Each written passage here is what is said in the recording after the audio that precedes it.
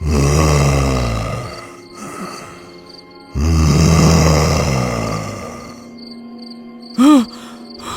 भगवान, ये क्या? ये भेड़िया ये मेरे कमरे में कैसे आ गया? कोई है? कोई मेरी मदद करो, कोई है क्या? कोई है? राघव डर के मारे कांपने लगा।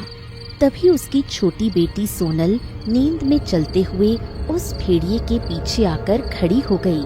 राघव की सांसें अटक गईं। हे ईश्वर, मैं तो खुद की जान बचाने की सोच रहा था, पर यहाँ तो सोनल भी आ गई।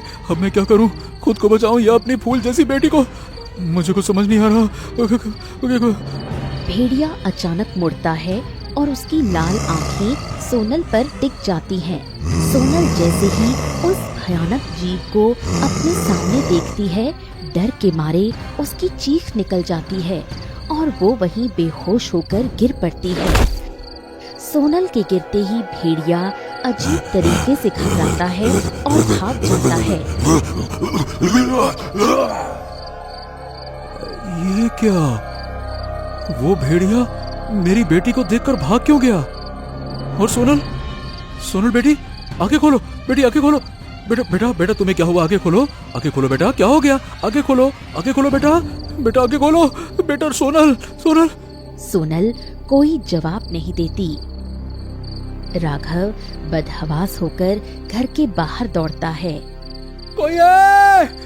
कोई मेरी मदद करो, मेरी बेटी को बचा लो, वो होश में नहीं आ रही। कोई है क्या? मेरी बेटी को बचा लो, कोई है? राघव पागलों की तरह सड़क पर भाग रहा होता है कि तभी सामने से एक रहस्यमय अघोरी आता दिखाई देता है। ठहरो। अरे भाई, कौन है तू? और इस तरह आधी रात को ये बदहवास होकर क्यों भाग रहा है? क्या हो गया? अरे बाबा मेरी मदद कीजिए। मेरी बेटी सोनल, वो अचानक से मूर्छित होकर गिर पड़ी है, उसे होश नहीं आ रहा। देखिए उसे। अचानक से मूर्छित हो गई? पर तुम इस तरफ कहाँ जा रहे हो? मैं वैद्य जी को बुलाने जा रहा हूँ बाबा। अरे तुम्हारी बेटी को कोई वैद्य ठीक नहीं कर सकता। उसे दवा की नहीं, दुआ की जरूरत है। मुझे अपनी बेटी के पास ले चलो, मैं उसे ठीक करूंगा। पर बाबा आप? ठीक है चलिए, मुझे बस मेरी बेटी ठीक चाहिए, चाहे जैसे भी हो। चलिए बाबा। फिर राघव अघोरी बाबा को लेकर सोनल के पास पहुंचता है। अघोरी जैसे ही सोनल के चेहरे को गौर से देखता है, उसके चेहरे के भाव बदल जाते हैं और वो बुरी तरह घबरा जाता है। क्या हुआ बाबा? आप ऐसे क्यों देख रहे हैं? मेरी बेटी ठीक तो है ना? तुम्हारी बेटी बहुत ही गहरे मृत्यु काल में चली गई है। इसकी कुछ ही सांसें बाकी है। इसे अब कोई इंसान या वैद्य नहीं बचा सकता। क्या? नहीं बाबा, ऐसा मत कहिए।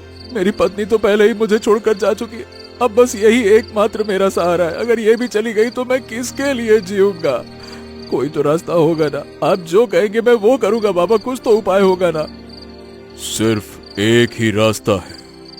तुम्हें उस भेड़िए को ढूंढना होगा। उस भेड़िए के दिल में ही तुम्हारी बेटी की जिंदगी का रहस्य छिपा है। पर बाबा, वो भेड़िया तो साक्षात काल जैसा है। मैं उसके पास गया तो वो तो मुझे मार डालेगा। मैं उसका दिल कैसे ला पाऊंगा बाबा?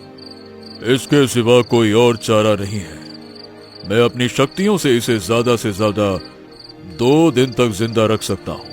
अगर 2 दिन में तुम उस भेड़िए तक नहीं पहुंचे तो अनर्थ हो जाएगा। ठीक है बाबा, मैं अपनी बेटी के लिए उसे पाताल लोक से भी ढूंढ कर लाऊंगा। चाहे कुछ भी हो जाए, मैं उसे ढूंढ कर लाऊंगा। हाँ।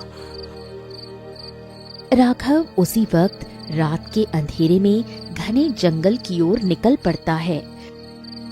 चारों तरफ सन्नाटा है। तभी उसे किसी के चीखने की भयानक आवाज सुनाई देती है।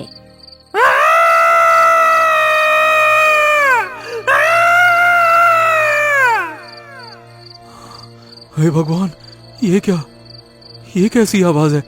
ऐसा लग रहा है जैसे किसी ने शिकार किया हो। पता नहीं मैं उस भेड़िए का सामना कैसे करूंगा। मुझे पीछे नहीं हटना है।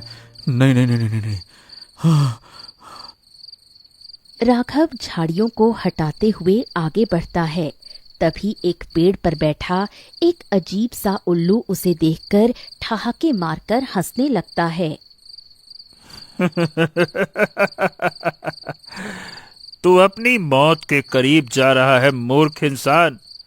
तुझे देखकर हंसी नहीं आएगी तो क्या होगा?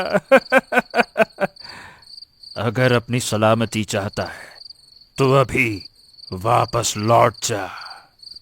तुम बोल सकते हो? देखो मैं यहाँ अपनी बेटी की जान बचाने आया हूँ। मैं वापस नहीं जाऊंगा। मुझे उस भेड़िए तक पहुंचना ही होगा। तो जिंदा नहीं बचेगा। उस भेड़िए तक पहुंच भी गया तो क्या पता वो तुझे एक निवाला बनाकर खा जाए। तेरी मौत तेरे सर पर मंडरा रही है, मैं देख सकता हूं।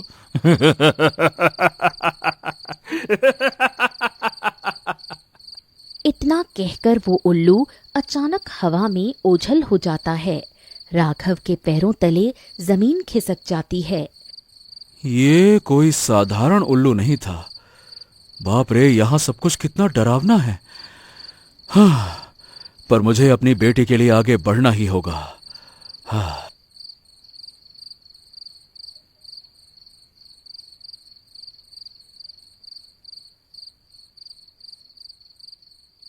पूरी रात बीत जाती है। सूरज की पहली किरण निकलने तक राघव थककर चूर हो चुका था। वो हार मानकर एक तालाब के किनारे बैठ जाता है। हाँ, हे भगवान, मैंने पूरा जंगल छान मारा पर वो भेड़िया कहीं नहीं मिला। कहीं वो जंगल छोड़कर तो नहीं चला गया? नहीं नहीं नहीं नहीं नहीं, नहीं। वो मेरी बेटी के प्राण लेकर ऐसे नहीं जा सकता। हे भगवान। राघव हताशा में जमीन की ओर देखता है। तभी अचानक उसकी नजर मिट्टी पर छपे ताजा पंजों के निशानों पर पड़ती है। वो निशान उसी विशाल भेड़िए के थे। अरे, ये पंजे के निशान तो किसी भेड़िए के ही लग रहे हैं। ओह, और ये तो बिल्कुल वैसे ही हैं जैसे मेरे घर के जमीन पर थे। यानी अगर मैं इन निशानों का पीछा करूं तो मैं उस भेड़िए तक जरूर पहुंच जाऊंगा। राघव उन निशानों के पीछे पीछे घने जंगल के उस हिस्से में पहुंच जाता है जहां आज तक गांव का कोई भी व्यक्ति कदम रखने की हिम्मत नहीं कर पाया था।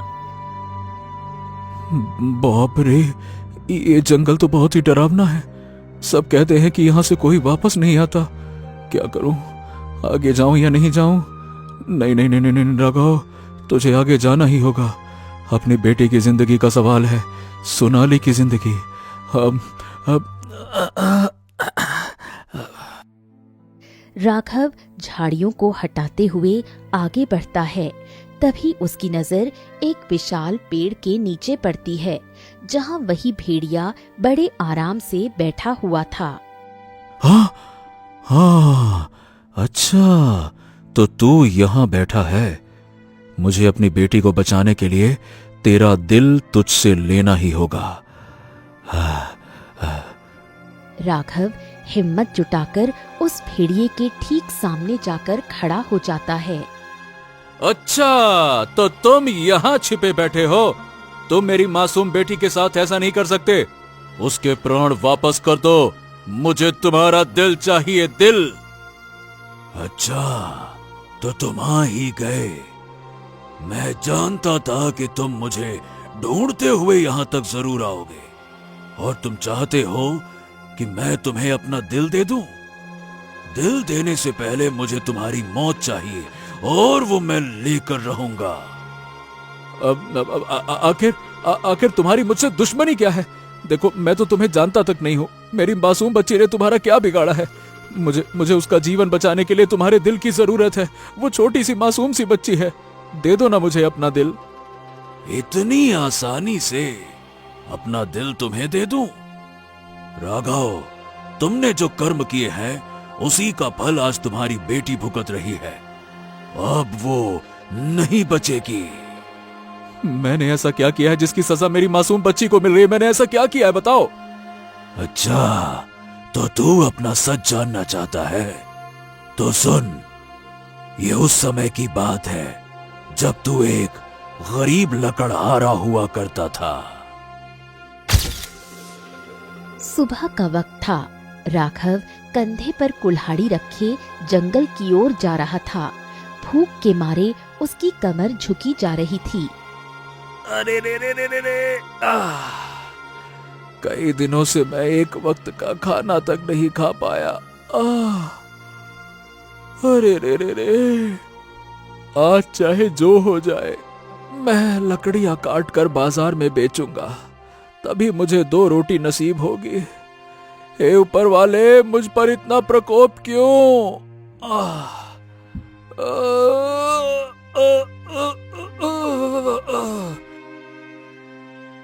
राघव एक सूखे पेड़ के पास रुकता है और कुल्हाड़ी चलाने की कोशिश करता है, पर कमजोरी की वजह से हाथ कांपने लगते हैं। नहीं नहीं, मैं हार नहीं मान सकता। मुझे ये लकड़ियां काटनी ही होंगी।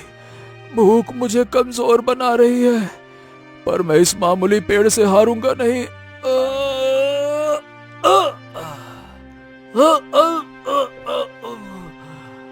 राघव पूरी ताकत लगाकर कुल्हाड़ी चलाता है, लेकिन अचानक उसके सर में चक्कर आता है और वो लड़खड़ाने लगता है। तभी पास के रास्ते से रुक्मणी भोजन की पोटली लिए गुजर रही थी। अरे ये तो कोई लकड़हारा लग रहा है। इसकी हालत तो बहुत खराब है। लगता है अभी बेहोश होकर गिर जाएगा। मुझे इसकी मदद करनी चाहिए। रुक्मणी भागकर उसके पास पहुंचती है। तब तक राघव जमीन पर गिर चुका था।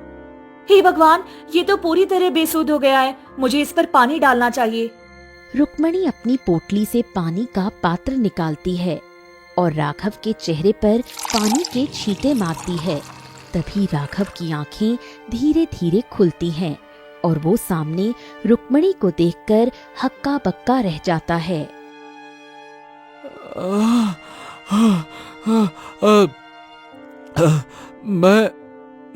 मैं कहाँ हूँ? तुम कौन हो? देखो, घबराओ मत। तुम यहाँ लकड़ियाँ काट रहे थे और मैं अपने पति के लिए खेतों में खाना लेकर जा रही थी। तुम्हें बेहोश होते देखा तो यहाँ रुक गई। अब तुम ठीक हो ना? मैं कई दिनों से भूखा हूँ और शायद भूख की वजह से ही मैं बेहोश हो गया। तुम्हारा बहुत बहुत धन्यवाद। अरे तुमने मेरी जान बचाई। मैं खाना तो अपने पति के लिए लेकर जा रही थी, लेकिन ये बेचारा बहुत भूखा लग रहा है। मुझे ये खाना इसी को दे देना चाहिए। देखो, ये खाना है, तुम इसे खा लो। शायद तुम्हें कुछ राहत महसूस होगी और तुम ठीक हो जाओगे। देखो, पर मैं तुम्हें जानता नहीं और तुम मेरे लिए इतना कुछ कर रही हो। एक इंसान होने के नाते ये मेरा फर्ज बनता है। रुक्मणी वो खाना राघव के सामने रख देती है और राघव भूख के कारण उसे जल्दी जल्दी खाने लगता है। तभी वहाँ रुक्मणी का पति केशव आ जाता है। ओ, ये क्या रुक्मणी? मैं कब से तुम्हारा खेतों में खाने के लिए इंतजार कर रहा था कि खाना लेकर आओगी। भूख लगी है और तुम यहाँ किसके साथ बैठी हुई हो? हैं? मेरा खाना इसको काहे खिला रही हो? कौन है ये? जी माफ कर दीजिए, मैं आपके लिए खाना लेकर आ रही थी, पर ये बेचारा 2 दिन से भूखा था और यहाँ बेहोश होकर गिर पड़ा था, तो सोचा थोड़ा इसे ही खिला दूं। अरे ये तो अच्छी बात है। चलो चलो, कोई नहीं, तुमने किसी की जान बचाई, यही बहुत है। हाँ, सच में भाई, आपकी पत्नी बहुत अच्छे दिल वाली है। इसने मेरी जान बचा ली, वरना मुझे नहीं लग रहा था कि मैं जिंदा भी बच पाऊंगा। अरे भाई, मेरी पत्नी वाकई में बहुत दयालु है। इससे किसी का दुख नहीं देखा जाता। वो तो तुम्हें पता चल ही गया होगा। हाँ भाई, आपकी पत्नी बहुत अच्छी है और आप भी बहुत नेक इंसान हैं। आपकी जगह कोई और होता तो अपनी पत्नी पर गुस्सा करता, लेकिन आपने उसे समझा। भाई, ऐसा है कि मैं अपनी पत्नी से ना बहुत प्रेम करता हूँ। इसने मुझे 2 बच्चों की खुशी दी है। एक बच्चा घर पर है और दूसरा अभी इसके पेट में है। बताओ भला, मैं इसे कैसे डांट सकता हूँ? तीनों वहीं बैठकर बातें करने लगते हैं। धीरे धीरे उनकी मुलाकातों का सिलसिला बढ़ता है और उनके बीच एक गहरी दोस्ती हो जाती है। एक दिन रुक्मणी हमेशा की तरह जंगल से गुजर रही होती है और राघव को मेहनत करते देख ठिठक जाती है। आखिर मुझे क्या हो गया है ये? मैं इसे इस तरह क्यों घूर रही हूँ? इतने दिनों से हम साथ हैं, पर ऐसा लग रहा है जैसे मुझे इससे प्रेम हो गया है। नहीं, ये गलत है। मुझे अपने आप पर काबू रखना होगा। कई दिन बीत जाते हैं, पर रुक्मणी अपनी भावनाओं को दबा नहीं पाती। एक दिन वो बेचैन होकर राघव के घर पहुंच जाती है। क्या हो गया रुक्मणी? आज तुम इस वक्त यहाँ? सब ठीक तो है ना? देखो राघव, हम लोग इतने समय से एक दूसरे को जानते हैं और हमारे बीच एक अच्छी दोस्ती भी है, लेकिन अब मैं खुद को और नहीं रोक सकती। मैं तुमसे प्रेम करने लगी हूँ और तुम्हारे साथ ही अपना बाकी का जीवन बिताना चाहती हूँ। ये क्या बात कर रही हो रुक्मणी? तुम शादीशुदा हो, एक बच्चे की माँ हो और तुम्हारे पेट में केशव का बच्चा पल रहा है और तुम क्या क्या बात कर रही हो? तुम मेरे साथ जीवन कैसे बिता सकती हो? कुछ सोच समझ के तो कहो। मैंने खुद को बहुत समझाने की कोशिश की, पर मैं हार गई। मेरा पति मुझसे बहुत प्रेम करता है, पर मेरा दिल तुम्हारे पास है। अगर तुमने मुझे नहीं अपनाया तो मैं बहुत गलत कर बैठूंगी कुछ। नहीं नहीं नहीं नहीं नहीं, ऐसा मत कहो। क्या बातें करती हो तुम? अब देखो, सच तो ये है कि मेरे दिल में भी तुम्हारे लिए वही जगह है, पर मैं केशव के डर से चुप था। केशव बहुत अच्छा इंसान है, पर अब अगर तुम यही चाहती हो तो ठीक है, हम कहीं दूर जाकर अपनी दुनिया बसा लेंगे। ठीक है?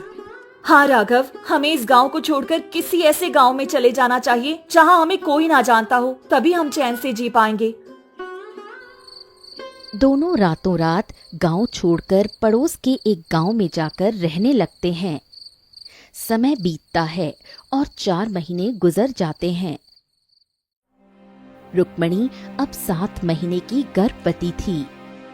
ए रुक्मणी, हमें साथ रहते रहते 4 महीने हो गए हैं, पर जब भी मैं तुम्हारे पेट में पल रहे इस बच्चे को देखता हूं, मुझे केशव की याद आती है। मुझे लगता है हमने उसके साथ बहुत गलत किया है।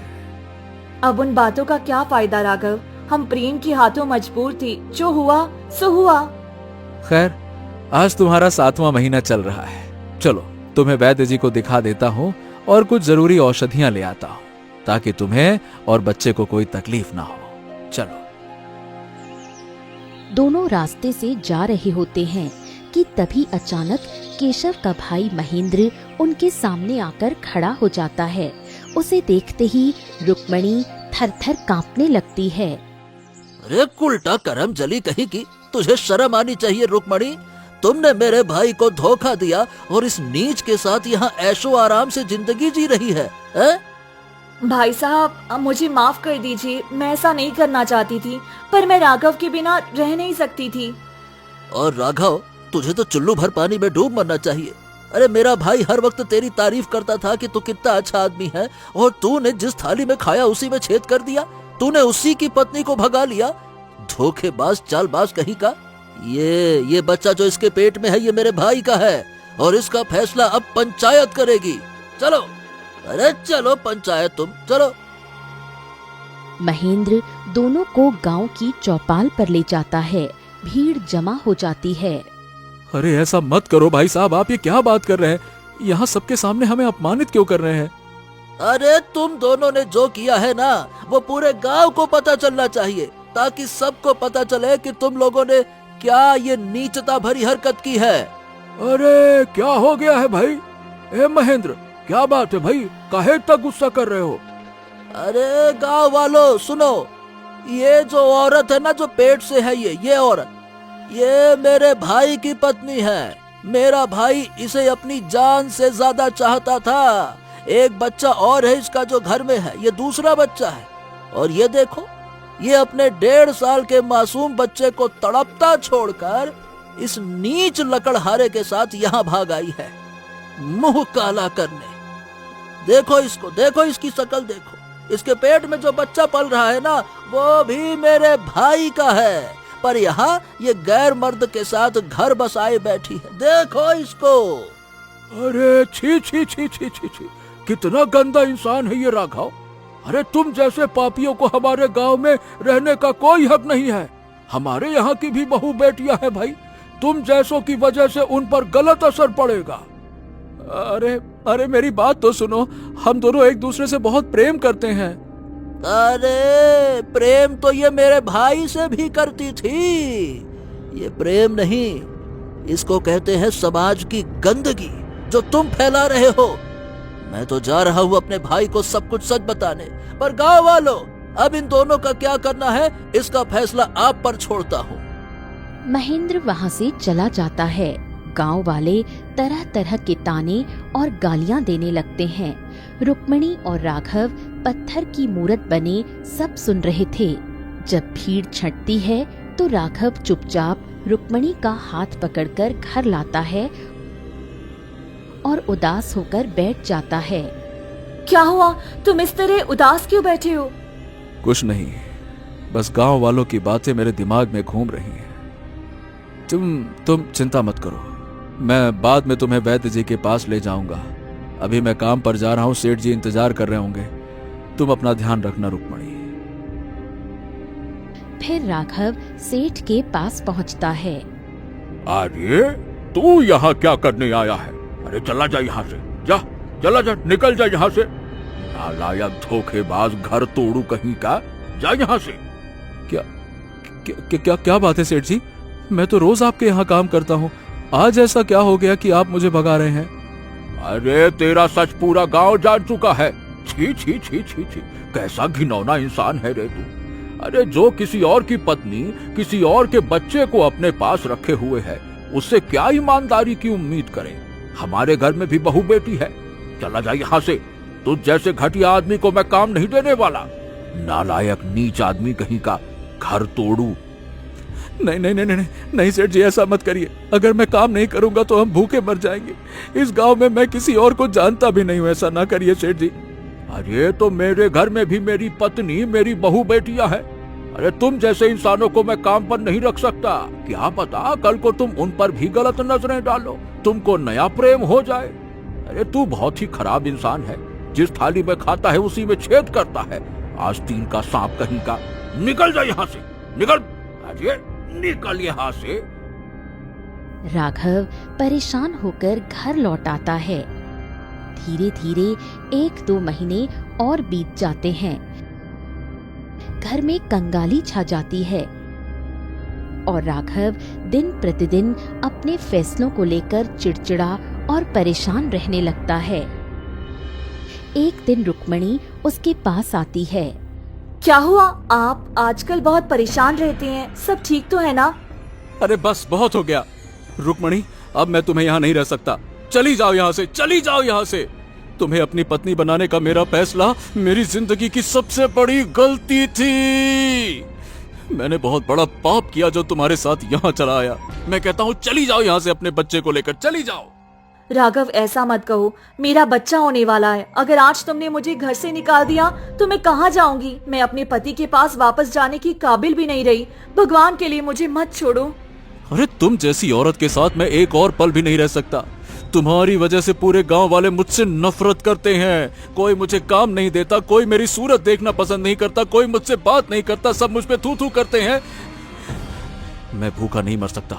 मैं कहता हूँ चली जाओ यहाँ से, चली जाओ। अरे निकलो यहाँ से, निकल निकल यहाँ से। राघव बेरहमी से रुक्मणी का हाथ पकड़कर उसे घर से बाहर निकाल देता है और दरवाजा बंद कर लेता है। मैं वही बदनसीब रुक्मणी हूँ राघव। तुमने मुझे उस रात सड़कों पर मरने के लिए छोड़ दिया था। अगले ही दिन मैंने एक बेटी को जन्म दिया, पर इलाज न मिलने की वजह से मेरी मासूम बच्ची ने दम तोड़ दिया। रुक्मणी, तुम वो रुक्मणी हो, पर तुम भेड़िया के रूप में कैसे बदल गई? क्योंकि मेरा वो 1.5 साल का बेटा जिसे मैं रोता छोड़ आई थी, उसकी तड़प और मेरे पति की आह ने मुझे श्राप दे दिया। मेरा पति एक नेक आत्मा थी, एक महान गुरु के शिष्य थे। उन्हीं के पुण्य और मेरे पापों की बोझ ने मुझे इस रूप में बदल दिया। तुमने मेरी बेटी छीनी थी, अब तुम्हारी बेटी भी नहीं बचेगी। ऐसा मत करो, ऐसा मत करो। मैंने तुम्हारे साथ गलत किया, पर मेरी मासूम सोनल की क्या गलती है? अघोरी बाबा ने कहा था कि अगर तुम अपना दिल दे दो तो मेरी बेटी ठीक हो जाएगी। देखो देखो, मुझे वो दिल दे दो रुक्मणी। मैं मानता हूँ कि मुझसे गलती हो गई, लेकिन मेरी बेटी को बचा लो उसे। तभी अचानक वही अघोरी वहाँ प्रकट हो जाता है। उसके चेहरे पर एक रहस्यमयी मुस्कान थी। कोई दिल विल नहीं मिलने वाला। मैंने तो तुम्हें यहाँ बस इसलिए भेजा था ताकि तुम इस औरत का दर्द समझ सको। तुम्हारी बेटी को अब कोई नहीं बचा सकता, वो मर जाएगी। नहीं नहीं नहीं नहीं नहीं नहीं, नहीं बाबा, आप लोग ऐसा मत करिए। मेरी बेटी निर्दोष है। जो सजा देनी है मुझे दीजिए ना, पर उसे बचा लीजिए। उसकी क्या गलती है? तो फिर एक ही उपाय है, तुम्हें इस भेड़िए को इसके पति केशव के पास ले जाना होगा। जिस दिन इसका पति इसे दिल से माफ कर देगा, तुम्हारी बेटी भी ठीक हो जाएगी। तुमने और इसने मिलकर उस नेक इंसान का दिल दुखाया था, उसी का फल सोनल भुगत रही है। अघोरी इतना कहकर ओझल हो जाता है। राघव गिड़गिड़ाकर रुक्मणी से विनती करता है और उसे लेकर केशव के पास पहुंचता है। केशव उसे देखते ही गुस्से से आग बबूला हो जाता है। मुझे माफ कर दीजिए, मेरी वजह से आपको ये दुख भोगना पड़ा। मैं अपनी सजा काट रही हूँ। ये जानवर मेरी पत्नी का नाम लेकर क्यों रो रही है? कौन हो तुम लोग? भाई, ये आपकी पत्नी रुक्मणी है। आपके और आपके बेटे के श्राप ने इसे लोमड़ी बना दिया। इसे माफ कर दीजिए भाई, वरना मेरी सोनल भी मर जाएगी। और मुझको भी माफ कर दीजिए। मैं पापी हूँ, मुझे भी माफ कर दीजिए। छी, धिक्कार है तुम दोनों पर। अरे तुम लोगों ने मेरा घर उजाड़ दिया, मेरे बच्चे को अनाथ कर दिया। मैं तुम्हें कभी माफ नहीं करूंगा। बस चुपचाप यहाँ से चले जाओ यहाँ से, जाओ। भाई साहब, आप मेरी जान ले लो, मुझे मार लो, पर मेरी बेटी को बचा लो। वो मर रही है भाई साहब, मेरी बेटी को बचा लो। मुझे इंसान नहीं बनना, बस हमें माफ कर दीजिए ताकि उस निर्दोष बच्ची की जान बच सके। तुम लोगों ने मेरे साथ बहुत गलत किया, पर मैं तुम जैसों के पाप का भागीदार नहीं बनना चाहता। मैं नहीं चाहता कि तुम्हारी वजह से कोई और मासूम मरे। जा रुक्मणी, मैं तुझे और राघव को दिल से माफ करता हूं। जा, माफ किया। जैसे ही केशव के मुख से माफी के शब्द निकलते हैं, एक तेज रोशनी फैलती है और लोमड़ी वापस रुक्मणी के इंसानी रूप में बदल जाती है। हमने बहुत बड़ी गलती की थी। मुझे माफ करने के लिए आपका बहुत बहुत धन्यवाद। मैंने कभी नहीं सोचा था कि मैं फिर से इंसान बन पाऊंगी। रुक्मणी, अब मेरी बेटी को ठीक कर दो। वो अपनी आखिरी सांसें ले रही है, जल्दी से ठीक कर दो उसे, ठीक कर दो। रुक्मणी अपने सिर का एक बाल तोड़ती है और राघव के हाथों में रख देती है। राघव, ये लो, ये बाल जैसे ही तुम सोनल के सिर से छुओगे, वह पूरी तरह ठीक हो जाएगी। तुम दोनों का बहुत बहुत शुक्रिया। मैं तुम दोनों का गुनहगार हूँ। मुझे अब जाना होगा। मेरी बेटी मेरा इंतजार कर रही है। मैं जाता हूँ। राघव वो बाल लेकर पागलों की तरह घर की ओर दौड़ता है। इधर रुक्मणी उम्मीद भरी नजरों से केशव की ओर देखती है। मुझे अपना लीजिए, मैं अब आपके साथ ही रहना चाहती हूँ। नहीं रुक्मणी, तुम जैसी औरत को मैं अपने पास कभी नहीं रख सकता, जो एक बार अपने पति और दुधमुहे बच्चे को छोड़कर जा सकती है। वो ना माँ बन सकती है, ना उसके अंदर ममता है, और ना वो पतिव्रता पत्नी बन सकती है। वो कभी किसी की सगी नहीं हो सकती। तुमने मेरा भरोसा तोड़ा है और वो अब कभी नहीं जुड़ सकता। चली जाओ यहाँ से, चली जाओ। केशव रोते हुए घर के अंदर चला जाता है। रुक्मणी वहीं जमीन पर बैठकर फूट फूट कर रोने लगती है। मैंने बहुत बड़ा पाप किया है। अब मुझे एक ऐसा रास्ता चुनना होगा जिससे मैं अपने कर्मों का प्रायश्चित कर सकूं। मैं आज से एक साध्वी का जीवन जीऊंगी और ईश्वर की भक्ति में अपनी बाकी उम्र गुजार दूंगी। रुक्मिणी रोते हुए घने जंगलों की तरफ चली जाती है। वहीं दूसरी तरफ राघव घर पहुंचकर जैसे ही वो बाल सोनल के सिर से लगाता है, सोनल की आंखें खुल जाती हैं। तभी राघव अपनी बेटी को गले लगाकर फूट फूट कर रोने लगता है। तो दोस्तों, ऐसी ही अनोखी और रस भरी कहानियां देखने के लिए हमारे चैनल को सब्सक्राइब करें